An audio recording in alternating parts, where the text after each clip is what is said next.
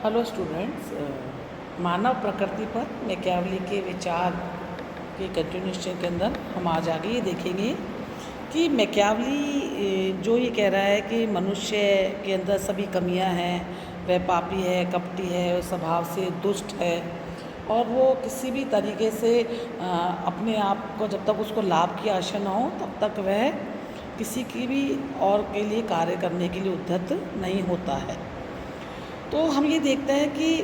Machiavelli ये भी साथ ही साथ कहता है कि मानव के अंदर जो प्रेरणा का एक तो यह है कि उसका स्वयं का कोई काम हो जाए तो किसी काम को करने के लिए उद्यत होता है। साथ ही साथ मैकियावेली ये भी बताता है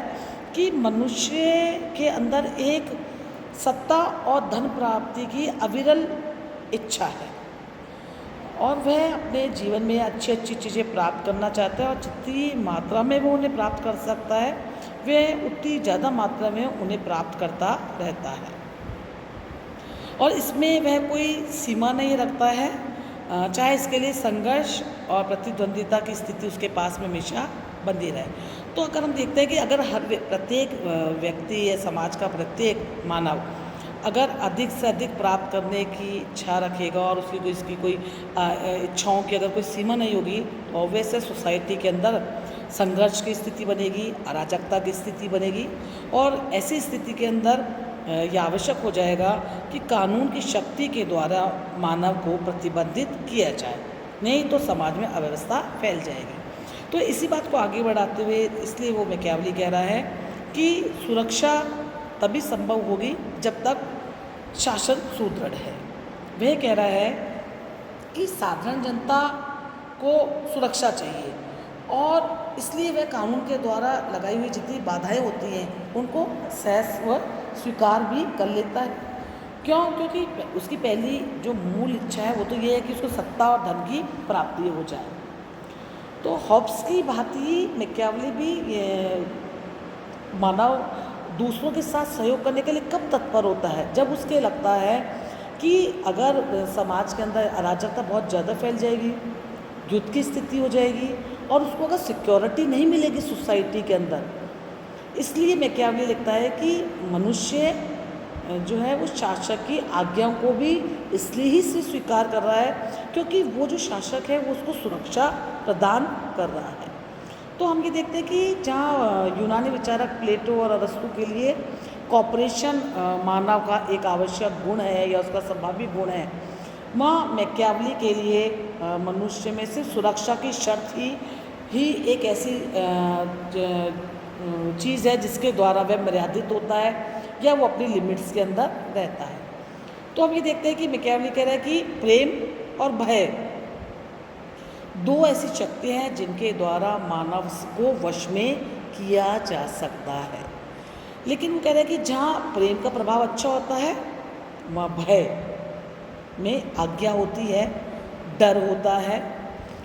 इसलिए शासक को प्रेम के स्थान पर भय का सहारा लेना चाहिए क्योंकि जनसाधारण से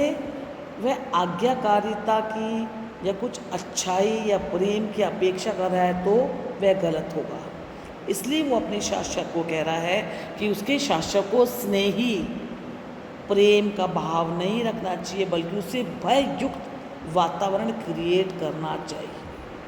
तो हम देखते हैं कि मैकियावेली जो मनुष्य को या मानव के स्वभाव का जो चित्रण कर रहा है और चित्रण के द्वारा उसने देख लिया कि उसके अंदर सभी कमियां हैं, तो ये कहना चाह रहा है कि मानव क्योंकि इन सभी कमियों से सुसज्जित है या सारे दुर्गुण उसके अंदर हैं,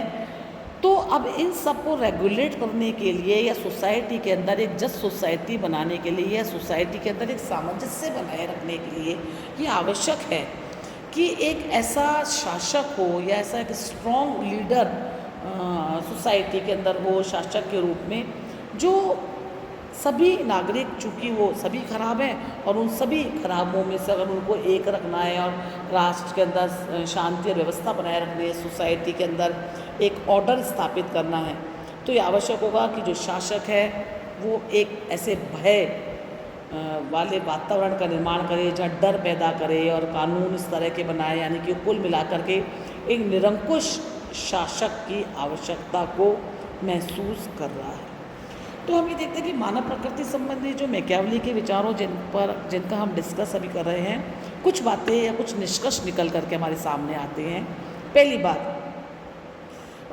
कि मैकियावली के लिए राज्य कोई एक स्वाभाविक नेचुरल इंस्टीट्यूशन नहीं है। हमने जब पूर्ववर्ती विचारक हमने आपको जब पढ़ाए थे, यूनानी विचारक पढ़ाए थे पाश्चात्य राजनीतिक सिद्धांत में, तो हमने देखा कि अरस्तु के लिए राज्य एक स्वाभाविक संस्था है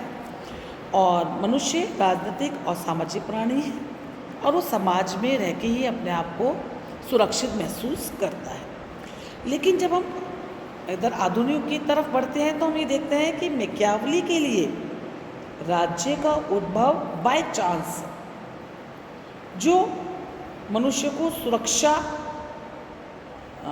उत्पन्न कराने के लिए सुरक्षित स्थिति की आवश्यकता के लिए उत्पन्न हुआ है। वो कह रहा है कि शासन का उद्भव इसलिए होता है क्योंकि मनुष्य निर्बल है, अकुशल है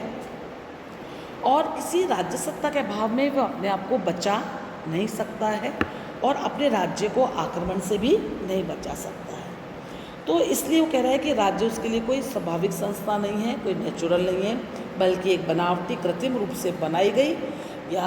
मनुष्य को सुरक्षा प्रदान करने के लिए बनाई गई ये संस्था है। पहली बात। दूसरी बात उसके विचारों से जो निकल करके आती है कि शासन की सफलता उसकी शक्ति और सुदृढ़ता से है, यहाँ पे नैतिकता का कोई स्थान नहीं है। तो हम ये देखते हैं कि मैकियावली की धारणा जो हमारे सामने आती है कि एक सफल शासक को नैतिकता और परोपकारिता के आधार पर शासन नहीं करना है, बल्कि अहम और स्वार्थ ही वो बेसिस होंगे जिसके आधार पर उसको अपने शासन व्यवस्था को चलाना है। मतलब शासक को कोई अपनी नीतियों को या जो पॉलिसीज़ बना रहा है उनको नैतिकता और आदर्शवादिता का जामा पहनाने की आवश्यकता नहीं है, बल्कि उसे तो लोगों को सामाजिक और परोपकारी बनने की अपील करनी चाहिए और क्योंकि वह एक शक्तिशाली शासन व्यवस्था की स्थापना करना चाहता है जो नागरिकों को सुरक्षा प्रदान कर सके, क्योंकि नागरिकों की आवश्यकता यही है, क्योंकि वह तो अमर्यादित है ना, उनके अंदर सभी तरह के दुर्गुण हैं। तो इसको हम देखते हैं कि मैकियावली का ये जो पहलू है या ये जो एक तरीका है चीज़ों को देखने का, बाद में हॉब्स ने साइकोलॉजिकली इसको एक बेसिस प्रदान किया है और जो मैकियावली ने जो मानव स्वभाव की जो गवेषणा वो जो कर रहा है या मानव स्वभाव की जो वो चर्चा कर रहा है, बाद में हॉब्स ने इसको साइकोलॉजिकली एक साइंटिफिक एस्पेक्ट प्रदान किया है कि मनुष्य मूलभूत रूप से अंदर से नैसर्गिक रूप से ही जब वो पैदा हुआ है तो उसके अंदर बुराइयाँ उसके अंदर नहीं थी। दूसरी बात ये क्लियर हो गई। तीसरी बात, मैकियावली के मानव स्वभाव के चित्रण से जो बात हमारे सामने निकल करके आती है कि वो राजनीति और नैतिकता दोनों को पृथक पृथक स्वीकार करता है। मैकियावली का ये मानना है कि जब व्यक्ति बुरे हैं, भ्रष्ट हैं, स्वार्थी है, लोभी है, कपटी है और हमेशा बुराई करने के लिए तैयार रहते हैं, तो फिर अब जो शासक उनका होगा उसको भी नैतिक, धार्मिक, सामाजिकता के सद्गुणों पर विश्वास नहीं करना चाहिए, क्योंकि अगर वो इन गुणों पर विश्वास करेगा तो मूर्खता ही अपनी साबित करेगा। क्योंकि वो कहता है कि अगर हमें राजनीति के खेल को आगे बढ़ाना है और राज्य को सुरक्षित और व्यवस्थित रखना है तो ये नैतिकता के सिद्धांतों पर नहीं बल्कि कूटनीतिक प्रपंचों के द्वारा ही उसको सुरक्षित रखा जा सकता है और शक्ति और भय के द्वारा ही मानव को, मनुष्य को नियंत्रित करके राज्य को सुरक्षित रखा जा सकता है। मैकियावली अपनी पुस्तक में प्रिंस में ये भी लिखता है कि स्नेह नहीं, मतलब प्रेम नहीं, अपितु भय आज्ञाकारी है कि जो मानव चूँकि सभी दुर्गुणों से युक्त है तो वो कोई स्नेह या प्यार की भाषा नहीं समझेगा, बल्कि जब उसको भय दिखाया जाएगा तो उसके अंदर आज्ञा पालन की भावना अपने आप आ जाएगी। तो हम देखते हैं कि मैकियावली के अलावा कोई ऐसा लेखक नहीं है जिसने राज्य के सिद्धांत में धर्म और नैतिकता के आदेशों या मान्यताओं को इतना नगण्य स्थान दे दिया जितना मैकियावली ने दिया है। मैकियावली के लिए या मैकियावलियन उपाय जिनको हम कहते हैं, जो जिनको आज भी शासक जिनका पालन करते हैं, कि उसके लिए राजनीति और नैतिकता, मोरालिटी का राजनीति में कोई स्थान उसने स्वीकार नहीं किया है। एक बात वो और आगे कह रहा है, चौथी बात जो उसके मानव के स्वभाव के हम एनालाइज में देखते हैं कि मानव का स्वभाव अपरिवर्तनीय होता है।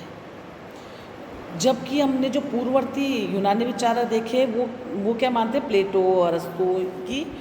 की शिक्षा के द्वारा मनुष्य के अंदर जो अवगुण है या जो उसकी निकृष्टता है या उसकी जो स्वार्थी प्रवृत्तियां हैं उनको नियंत्रित और प्रशिक्षित किया जा सकता है।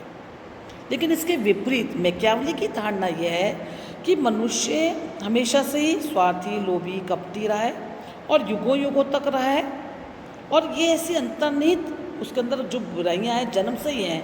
जिनको शिक्षा के द्वारा परिवर्तित नहीं किया जा सकता है, बल्कि केवल शक्ति और भय के द्वारा ही शासक इनका दमन करके इनको नियंत्रित कर सकता है। धन्यवाद।